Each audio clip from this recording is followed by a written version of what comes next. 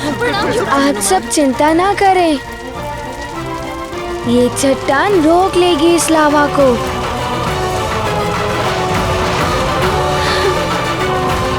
अब आप सब सुरक्षित हैं। देखो देखो, लावा बहते बहते रुक गया। हम सब बच गए हम सब। हे भगवान, हे प्रभु।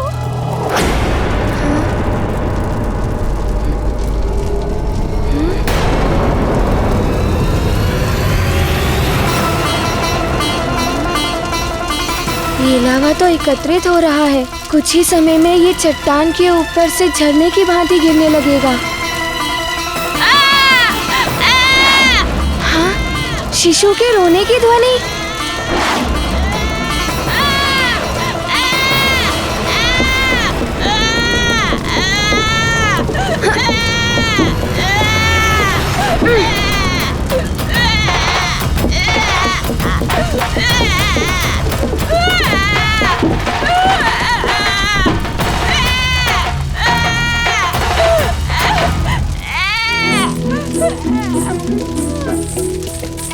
तुम चिंता मत करो, मैं आ गया हूँ ना। तुम्हें कुछ भी नहीं होगा। मेरा पुत्र, धन्यवाद हनुमान, धन्यवाद।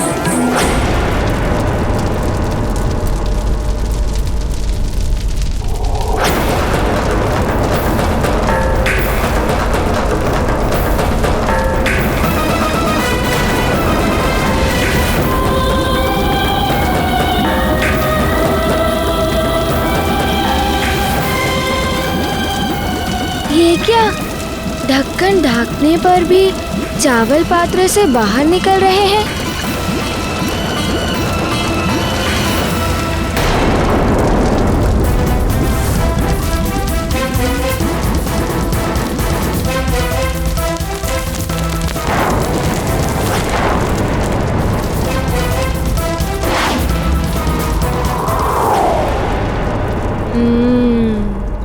अब समझा। इस मुख्य ज्वालामुखी के प्राकृतिक प्रवाह को मैं रोकता नहीं तो और भी स्थानों पर ज्वालामुखी फूट कर नहीं आता और ये भीषण स्थिति भी उत्पन्न नहीं होती। प्रकृति के कार्य में हस्तक्षेप करना अनर्थ का कारण भी बन सकता है।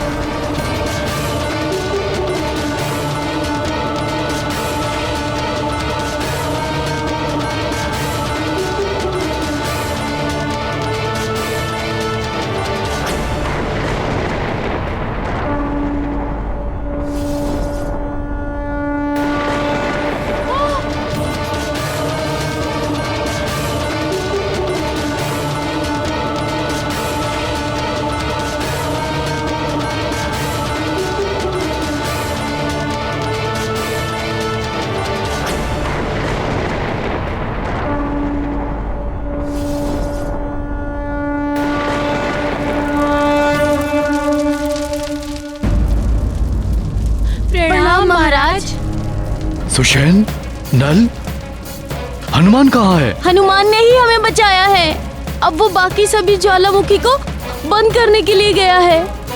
ये भी ना स्वयं ही संकट मोल ले लेता है। अरे वो देखिए, लावा पहाड़ के ऊपर से आ रहा है। ये क्या? ये तो इसी ओर आ रहा है। चलो निकलो यहाँ से।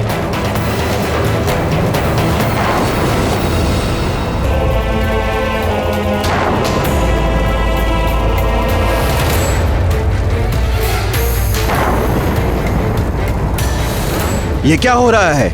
एकाएक ज्वालामुखी का फटना और अब लावा यहाँ तक आ पहुँचा। गुरुजी, हमारे आश्रम में भी चारों ओर से लावा आ गया है। बचने का कोई रास्ता नहीं है गुरुजी। लगता है आपके चरणों में हमारे प्राण निकल जाएंगे। नहीं शिष्यों, अंतिम समय तक आशावान रहना चाहिए। न जाने कब और किस रूप में कोई बचाने वाला आ जाए। बस ईश्वर से प्रार्थना करो।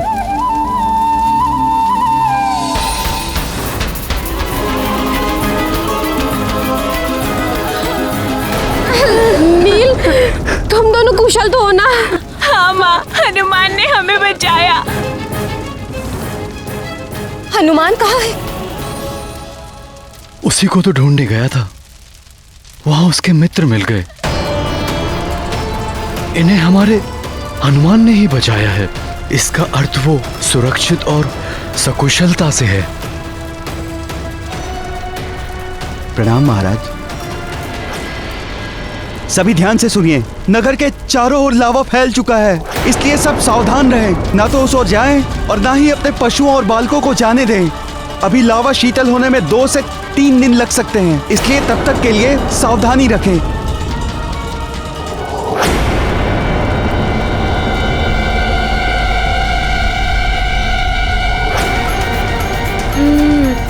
मेरे कारण ही ये लावा यहाँ तक बहकर आया है। मनुष्य तो स्वयं को बचा लेंगे, किंतु पशु पक्षी वे तो चल ही जाएंगे। अब क्या करूं? कुछ तो करना ही होगा। तुम्हें वरदान देता हूँ कि कितनी भी भीषण अग्नि हो, उसकी ज्वाला तुम्हें किसी भी प्रकार से हानि नहीं पहुँचाएगी। अग्नि तत्व का कोई भी दुष्प्रभाव तुम्हारे ऊपर नहीं होगा।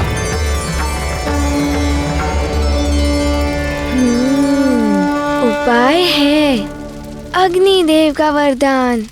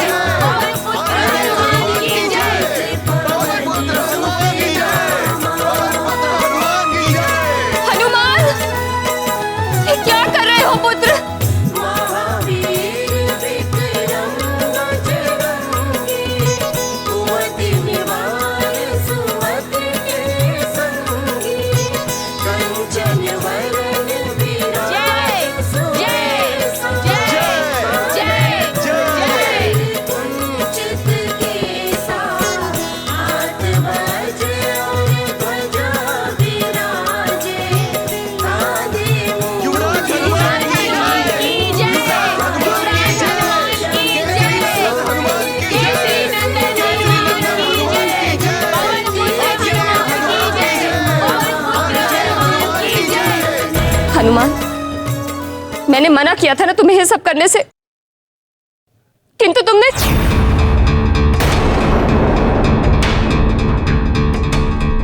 रुक जाइए माँ।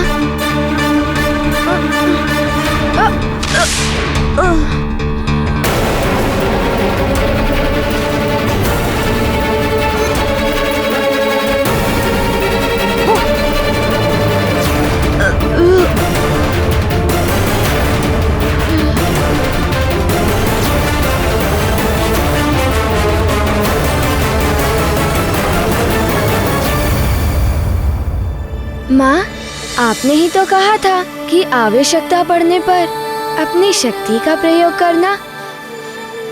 देखिए माँ, संकट टल गया।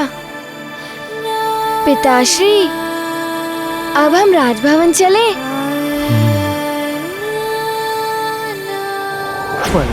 बल विश्वास ही नहीं होता कि बल इतने छोटे से बालक को इतने बड़े बड़े वरदान।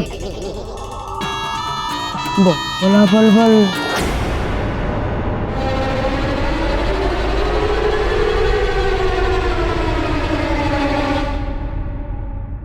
क्या हुआ? आप सब मुझे इस प्रकार क्यों देख रहे हैं? आप लोग जाइए, जाइए अपने घर, अपना कार्य कीजिए। जाइए जाइए, अब आप सुरक्षित हैं। चलिए पिताश्री, हम राजभवन चलते हैं।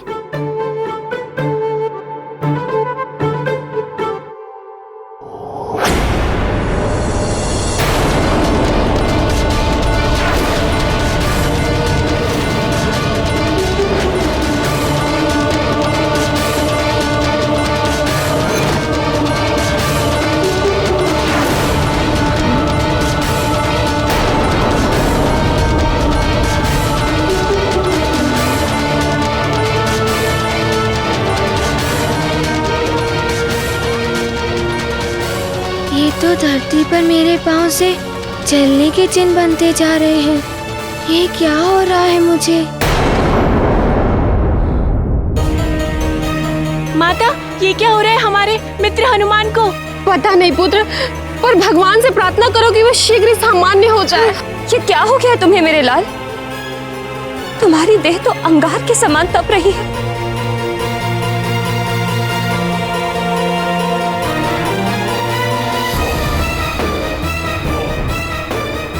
महाराज,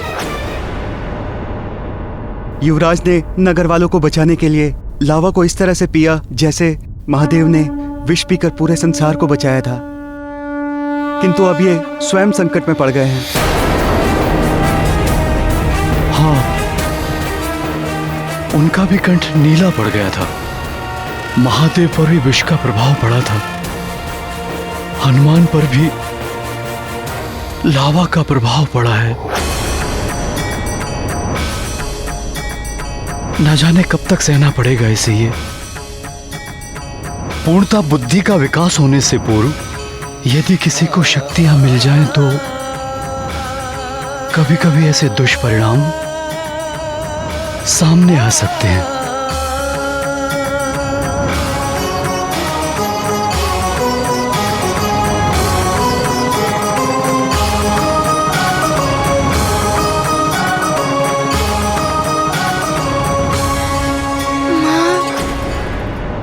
मेरी संपूर्ण देह में ताप का अनुभव हो रहा है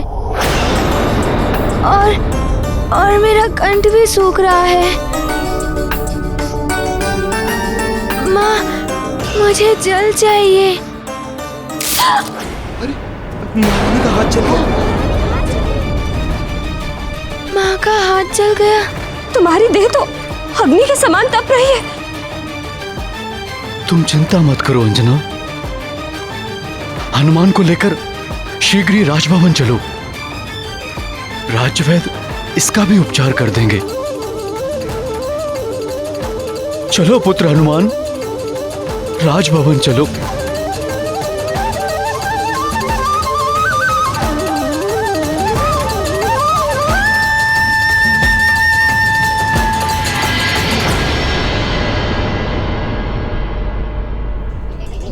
बल है? ये कैसी वरदानी शक्ति? लावा पीने के बाद से तो लग रहा है इसकी मृत्यु ही हो जाएगी। यदि वरदान की शक्ति थी तो इस पर कोई प्रभाव नहीं पड़ना चाहिए था। रावण को कुछ भी बताने से पूर्व मुझे ही समझना होगा कि इसके पास और क्या क्या शक्तियां हैं और कितनी हैं। इस बार ये यज्ञ सफल नहीं होना चाहिए। ये आकर्षण कवच उसी दिन सिद्ध हो गया होता जिस दिन ग्रहण होने वाला था, परंतु उस वानर बालक के कारण विघ्न पड़ गया। गुरुदेव, मेरे लिए यह आकर्षण कवच अत्यंत आवश्यक है। तुम चिंता मत करो लंकेश, ये रक्षा कवच अवश्य सिद्ध होगा। तुम देखना, बिना ग्रहण के भी ग्रहण का प्रभाव कैसे उत्पन्न करता है तुम्हारा ये गुरुदेव, दैत्य गुरु शुक्राचार्य।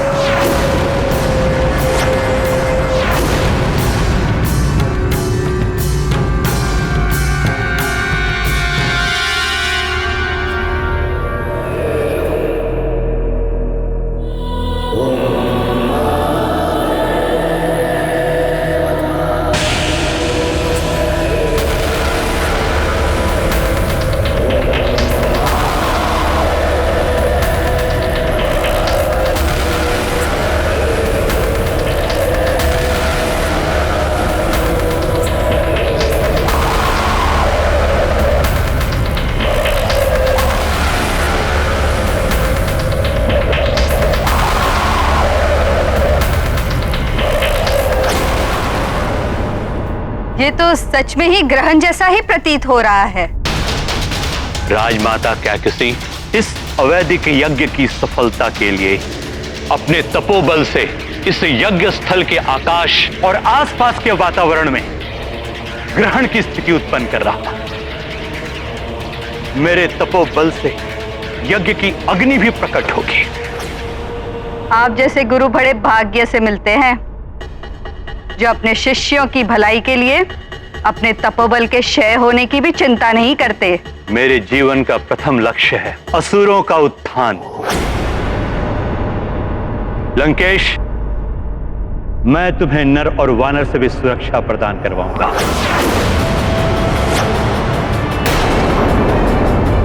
इस रक्षा कवच के द्वारा।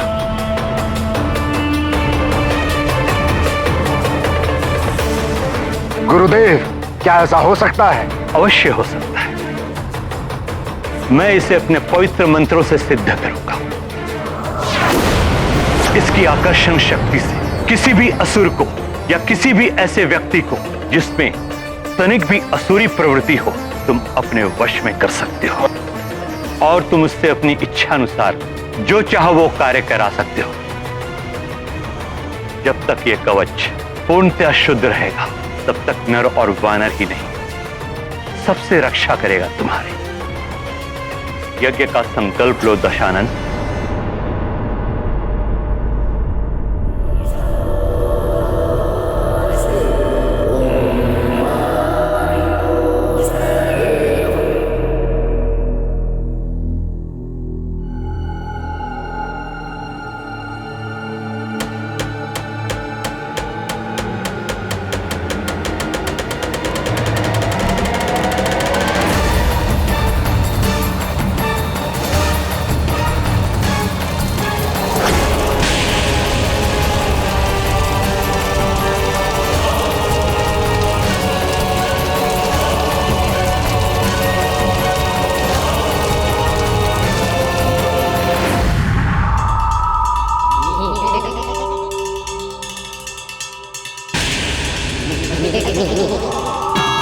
बल भला बल भल, ये लोग तो इसी उड़ा रहे हैं। कहाँ जाऊं, कहाँ छुपूं? भागते आती बल नहीं।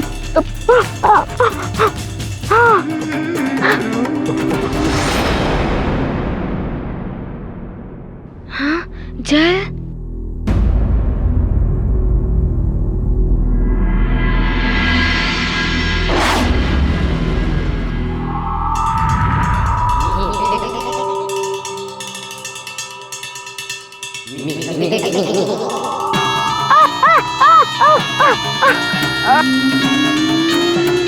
बला बल बल, हर बार तू ही क्यों फंसता है आती बल?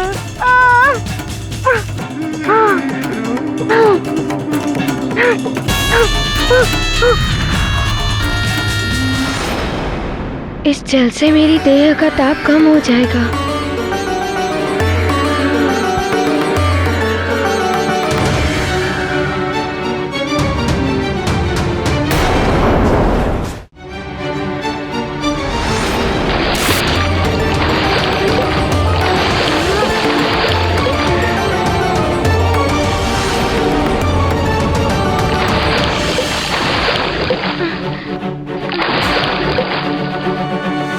सूर्यदेव को क्या हो गया?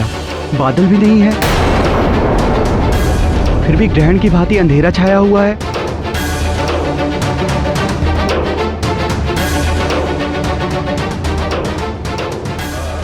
ये तो अशुभ लक्षण है। हे भगवान, हमारे हनुमान की रक्षा करना।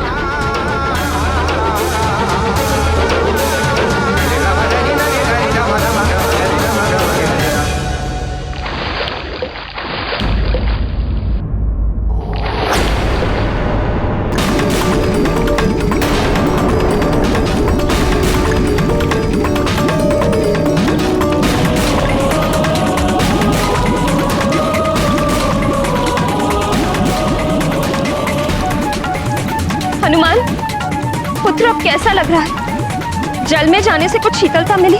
नहीं माँ, आप चिंता ना करिए, हनुमान शीघ्र ही स्वस्थ हो जाएगा। हनुमान को कुछ भी नहीं होगा।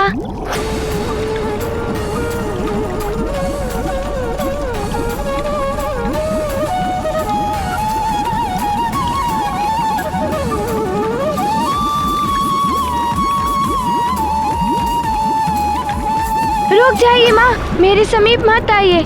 मेरी त्वचा तप रही है, आप छूने से ही जल जाएंगी माँ। मेरे समीप मत आइए। नहीं मेरे लाल, मैं तुम्हें ऐसे नहीं देख सकती। आपको शपथ है मेरी, हनुमान को कुछ नहीं होगा माँ, कुछ भी नहीं। मेरे समीप मत आइए।